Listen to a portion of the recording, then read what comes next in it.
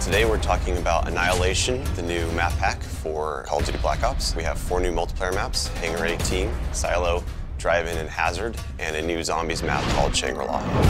Hangar 18 is based in the highly controversial Area 51, and it has a lot of Easter eggs that play up the conspiracy theory aspect. Hangar 18 is a medium-sized map. It has a pretty classic multiplayer gameplay structure. All the paths lead through and around the hangar. It kind of caters for all game types. You've got your close quarters going through the hangar. You've also got some sniper points as well. Strategically, you want to hold down the hangar. If you can work with your teammates to really control the 4 main flow points, then you're going to dominate the map. Silo is based on a Russian underground nuclear missile silo construction site. It's probably one of the largest maps in the entire game. Silo favors players who take their time because there's a lot of flank routes and a lot of interconnecting paths. So players who are smart and use decoys and pay attention to the mini-map are going to be more successful. You can't really stick around in one place for too long because you're going to get shot from multiple angles. You really need to learn how to play the map, how the paths flow, and you need to stay on the move.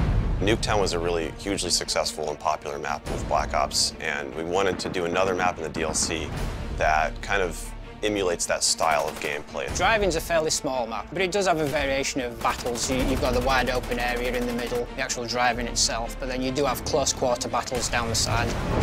So Hazard was inspired by one of our World at War maps called Cliffside, but it's a complete reimagining of it.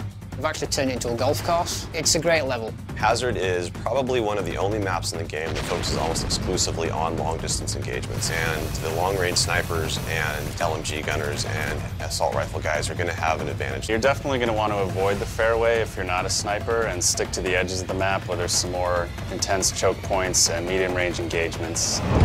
The story in Shangri-La is shrouded in mystery. I love to leave it up to the fans to derive their own ideas from it and also discover the facts that we put in there. I hope they really get the sense that we've taken this to just a whole nother level with the new weapons, the new environment, the new ways of getting around the map and things like that. There's a lot of holding areas, escape hatches, and things that let you get out at the last minute, which is a contrast to Call of the Dead, where it was a very wide open map. This is a much tighter map. Don't hold out too long. If things look like they're getting rough, get out of there.